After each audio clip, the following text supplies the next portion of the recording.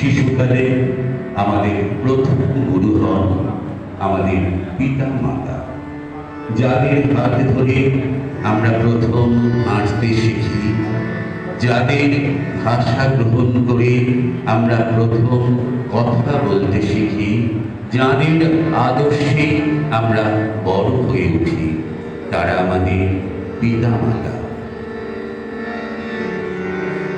पिता सर्गा पिता सर्मा पिता हि परमन्तप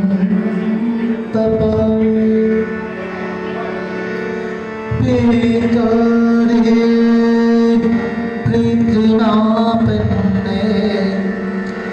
प्रियन्ते सर्वदेवता पितरी साधिका माता गर्भधारणं प्रसन्नता अथ हि कृष्ण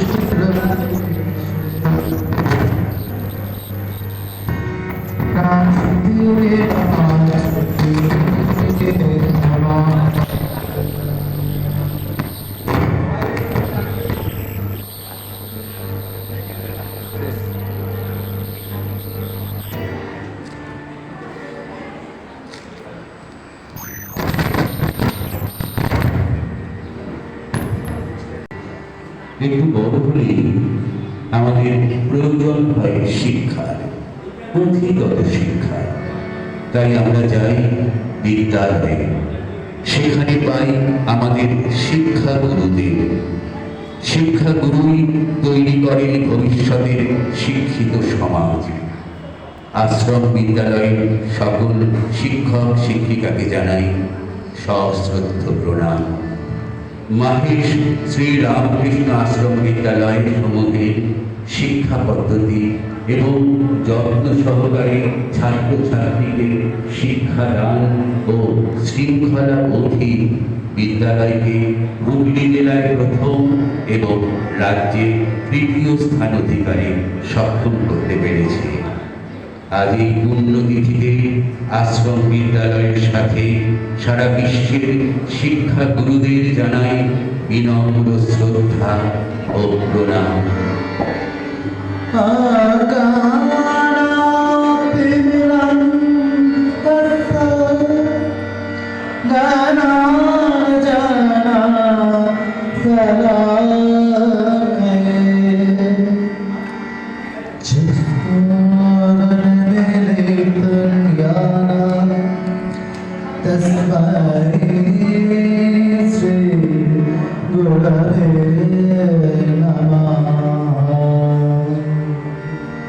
পরিণত বয়সে আমাদের চিত্ত শুদ্ধি, আধ্যাত্মিক চেতনা ও সত্যের পথে পথ নির্দেশ করেন আমাদের ধর্মগুরু, যার জ্ঞানীর আলোকে আলোকিত হয়ে আমরা লাভ করি পূর্ণতা। এই গুরু শিষ্যের যোগাযোগ অদ্ভুতভাবে দৈব নির্দেশিত। যাদের আদর্শে এই মাহেশ শ্রী রামকৃষ্ণ আশ্রম পরিচালিত, তাঁরা হলেন ঠাকুর, মা ও স্বামীজি।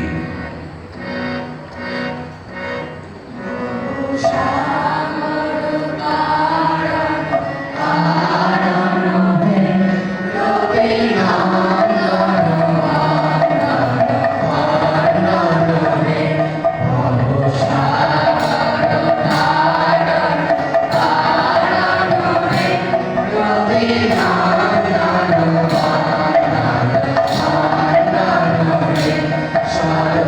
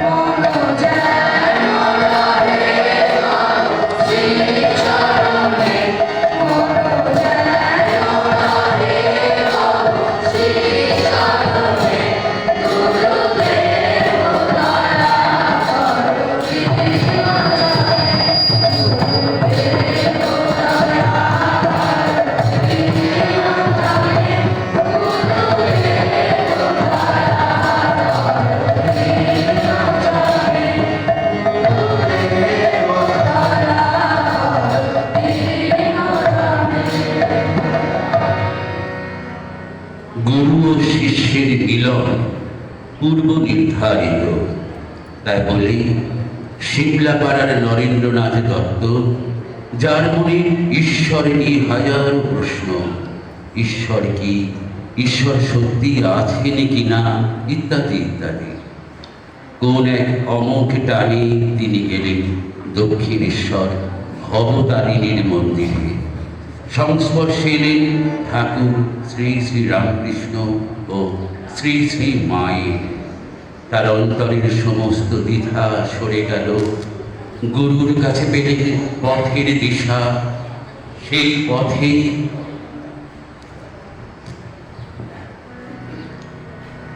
তাকে নিয়ে গেল পরাধীন ভারতবর্ষে সেবার ধর্মে। তিনি হলেন বিশ্ববন্দিত বিবেকানন্দ।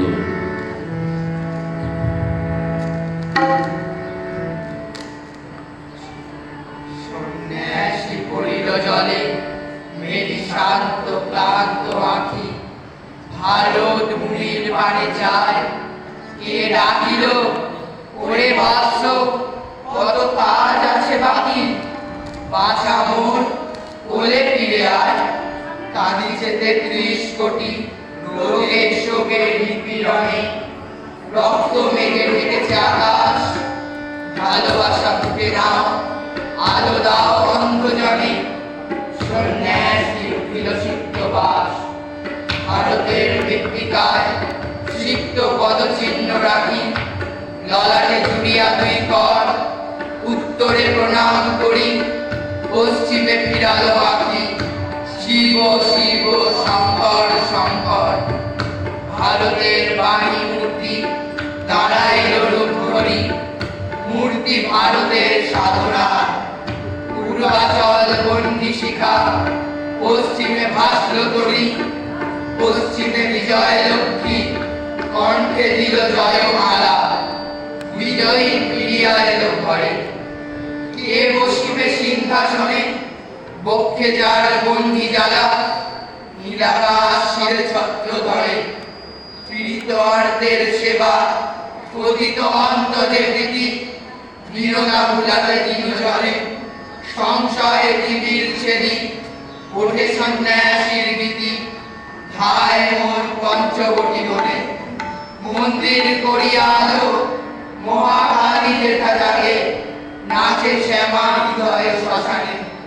ঘুরিতে জঞ্জাল পুঞ্জে, বন্যির পরশ লাগে। আমি জানে আর শিষ্য জানে, আধার গগন বক্ষে, ঘুমাইয়া ধোঁয়া ওঠে। বন্যির আগে তিমির বিদার, একটি কমল হতে সহস্র কমল ফোটে। হে বন্যি, তোমারে নমস্কার। হে বন্যি, তোমারে নমস্কার। হে বন্যি, তোমারে নমস্কার। বেলুড় মঠের ভাবধারা নিয়ে 1950 সালে শ্রীমৎ স্বামী প্রেম ঘনানন্দ মহারাজ প্রতিষ্ঠা করেন মাহেশ শ্রী রামকৃষ্ণ আশ্রম। গুরু শিষ্যের এই অমোঘ টানি বর্তমান বাংলাদেশের ময়মনসিংহ জেলা থেকে পূর্ণচন্দ্র কাব্যতীর্থের কনিষ্ঠ পুত্র দ্বিজদাস ভট্টাচার্য, যার ডাক নাম গেলু, বিজ্ঞানের শিক্ষকতা ছেড়ে পিতার ইচ্ছা পূরণের জন্য আরো উচ্চ শিক্ষার জন্য এলেন কলকাতায়। এটাই যে তার বিধিলিপি। কে যেন টেনে এনেছে, ধীরে ধীরে সেখানেই তো যেতে হবে। কিশোর বাংলা পত্রিকা তার হাতে এলো। পত্রিকা পড়ে দ্বিজদাস ভট্টাচার্য মুগ্ধ। এই পত্রিকায় শ্রীমৎ স্বামী প্রেম ঘনানন্দজি অরূপ ছদ্মনামে লিখতেন। দ্বিজদাস ভট্টাচার্য অর্থাৎ আমাদের পরম শ্রদ্ধেয় শ্রীমৎ স্বামী সোমানন্দজি অরূপকে চিঠি দিলেন। মাসখানেক পর জবাব এলো। এই চিঠিতে অদূর ভবিষ্যতে তাঁর পদতলে সোমানন্দ মহারাজকে নিয়ে আসার চাবি কাঠি লুকোনো ছিল। মিলন হলো গুরু শিষ্যের।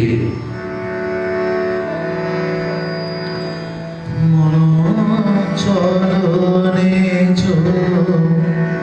নিকেতনে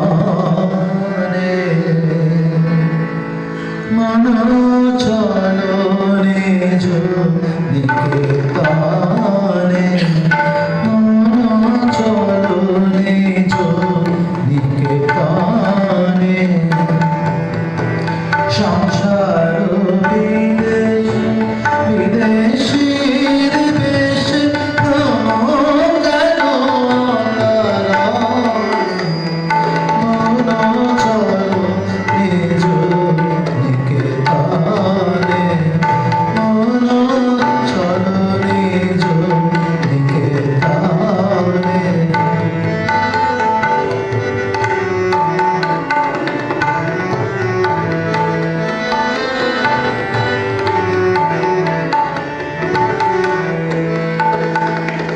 বিষয় পঞ্চ আর ভূত সব তোর পদ কেহ নয় আপন।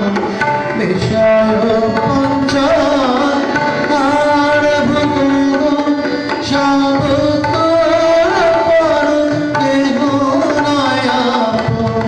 পর প্রেমে কেন হয়ে আছে তন পর প্রেমে কেন হয়ে আছে তন ভুলিছে আপন জানে মন চলো নিজ নিকেতনে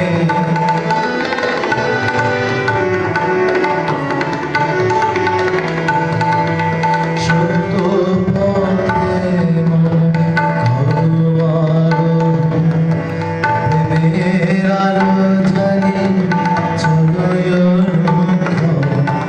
সঙ্গীতে সঙ্গ লাভ পুণ্যধন গোপনে অতি যতনে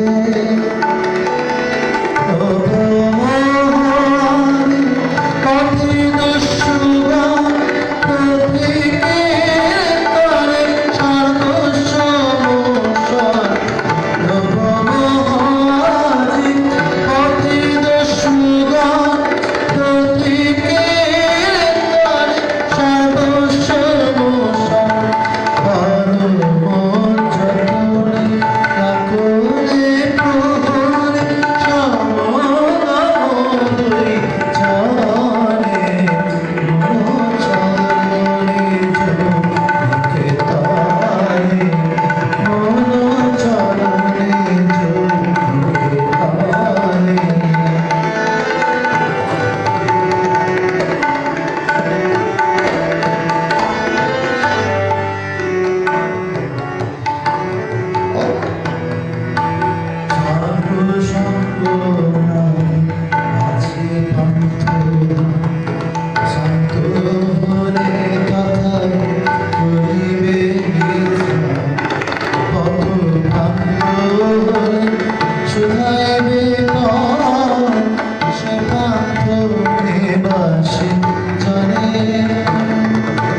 যদি দেখো পথে হয় রাধা প্রাণপণে দিয়ে তোমায় রাজা যদি দেখো পথে হয় রাধা প্রাণপণে দিয়ে তোমায় রাজা সে পথে রাজা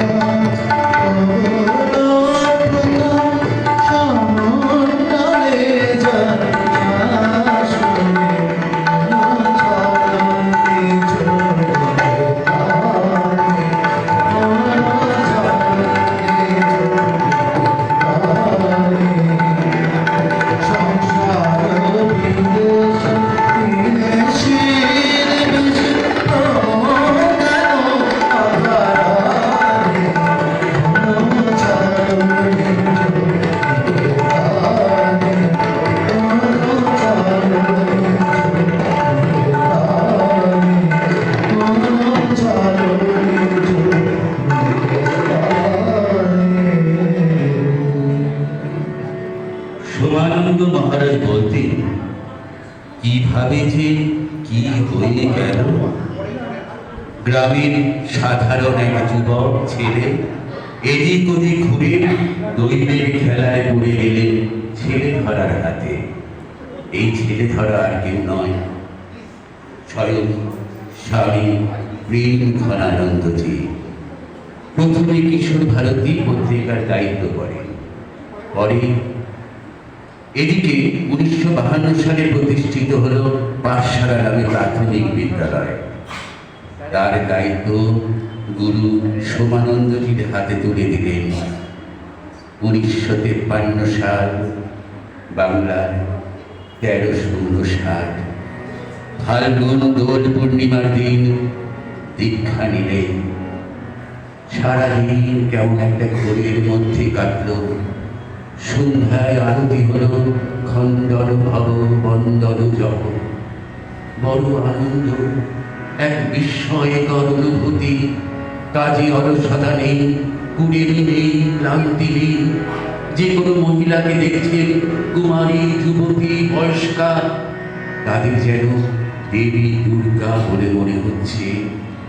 সকল নারীর মধ্যে মাতৃভাব।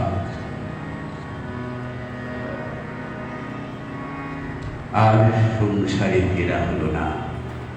গুরুর আদেশে এই মাহেশ শ্রী রামকৃষ্ণ আশ্রম ও বিদ্যালয় সমূহ হলো তার ধ্যান জ্ঞান। অক্লান্ত পরিশ্রম করে বিদ্যালয়কে বর্তমান রূপ দান করেছেন। অত্যন্ত মেধার অধিকারী সোমানন্দজি হয়তো সংসার জীবনে থাকলে বড় চাকরি, বেশি অর্থ উপার্জন সবই করতে পারতেন, কিন্তু স্বামী বিবেকানন্দের আদর্শ পড়ে তিনি জীব সেবা ব্রতে ব্রতী হয়ে আর প্রেম ঘনানন্দজির সংস্পর্শে এসে তার জীবনে আমূল পরিবর্তন ঘটল। আমরা পেলাম মাহেশ শ্রী রামকৃষ্ণ আশ্রমের মতো এক বিদ্যালয় আর সোমানন্দজির মতো মহৎ আদর্শের গুরু। 2018 সালে 1 মে মঙ্গলবার সকাল 6:20 তিনি রামকৃষ্ণ ধামে বাড়ি দিলেন। পিছনে পড়ে রইল আশ্রম বিদ্যালয় সমূহ আর অগণিত ভক্ত ও শিষ্যের দল। হে পরম গুরু, যে আনন্দ লোকে আজ আপনি বিরাজ করছেন, এই গুরু পূর্ণিমার পুণ্যতিথিতে আমাদের শ্রদ্ধার্ঘ প্রণাম যেন আপনার কাছে পৌঁছে দিতে পারি। আশীর্বাদ করুন, আপনার আদর্শকেই যেন জীবনের আশ্রয় করে নিতে পারি। সমস্ত আশ্রম বিদ্যালয়ে শিক্ষক, শিক্ষিকা, শিক্ষাকর্মী ও ভক্ত সাধুগণের প্রণাম গ্রহণ করুন। গুরুদেব দয়া করুন, ইন্দ্রজনী।